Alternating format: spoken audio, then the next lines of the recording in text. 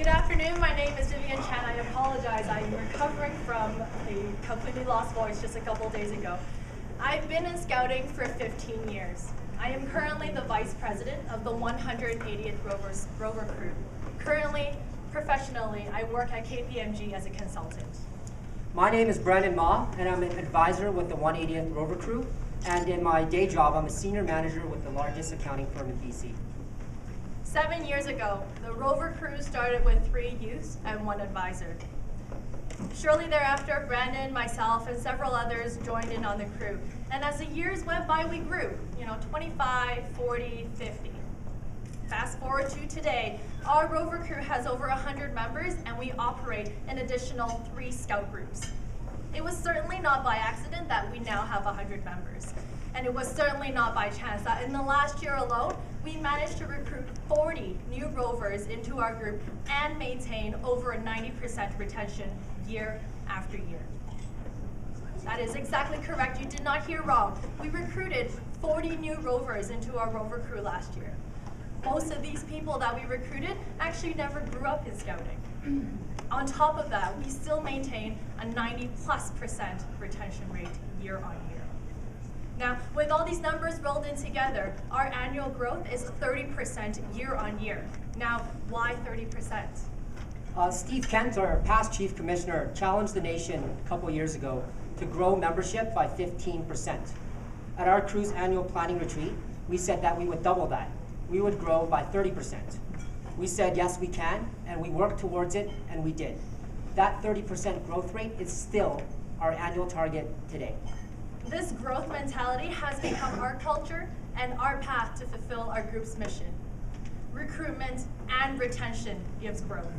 These two, hand in hand, is what drives sustainable growth. But growth has, for us, evolved into many other things, such as growing our program. Our program has become more relevant for students and young professionals of my age. Our program has continued to grow and outreach to other scout groups for us to work with. Our culture transpires to other scout groups that we work with. Our culture is absolutely evident in the scout groups that we manage. Just over 1 year ago, the 180th Crew, our crew, was approached by the LC Roy Scout Group to assume the group commissioner role and operate the group. So a story some of us may have heard before. The group commissioner was leaving, the group committee was in their final year, retention in that group was less than 40%. The group was about to close its doors, but this was one of only 2 groups in the downtown core of Vancouver, in a thriving community. We did not want the group to fold. So we took on the group commissioner role. I took on the group commissioner role. And 180th took on the responsibility for managing this group. Fast forward 1 year, we doubled the membership that we inherited. Our retention rate is now at 75%. What changed? What was different? What changed for us was buy-in and focus from all of the leaders on this idea of growth, and that it is a shared vision that we all participate in, of recruitment and retention, both being equally important. We all agreed at the beginning of the year on our target, and each individual in that leadership team knows that it's a part of their responsibility to make it happen. Beyond the commitment, we set an annual and a 3-year growth target for our Rover Crew. Most importantly, we act. We are held accountable for each and every one of these targets we set. Not only is it Brandon and Vivian's responsibility to grow, but every member in our crew knows and are held equally accountable for this growth. I can't think of a better example than a scout group that we just assumed operations on September 1st of this year. We started the group the year September 1st with 15 youths. In 2 months' time, we've grown the group to 45 youths when using the same leadership team. As a cub, I remember when all of my classmates were part of different scout groups and we would meet at Calgary. It was so exciting. I would be surrounded by a sea of neckerchiefs, all of different colors, and I would eventually lose my voice and be drowned in the massive campfire. So we know this program can be of that size. But we've started to notice a diminished presence of scouting in our communities. We know the tides are not going to change by themselves, and so we took it into our own hands and made it our mission to reverse the trends. We've seen growth in all of the Scout groups that we operate, and we know as we power onwards, the next generation can experience and will experience the same joys and highs that I got as a youth in Scouting. We stand here before you because we want to have this program flourish. The people we are today, our careers and our successes are largely attributed to what we've learned in Scouting, thanks to Scout leaders like everyone here in the room. We stay in this program with the intent of passing on the torch, infecting everyone with our passion and drive. We've got the passion, we've got a plan, and now we must act. We believe that growth, it's not just a possibility.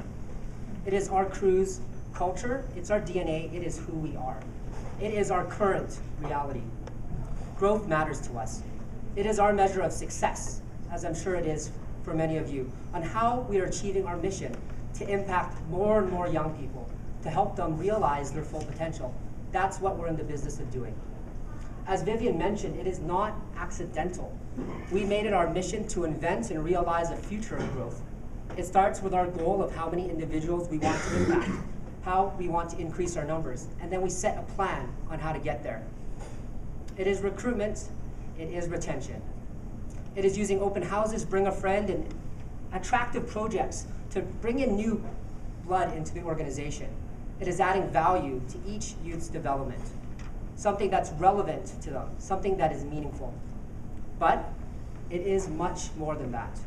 It is commitment, like Vivian said, that every single person in our crew, all 100 plus of them, know about our growth rates and our targets.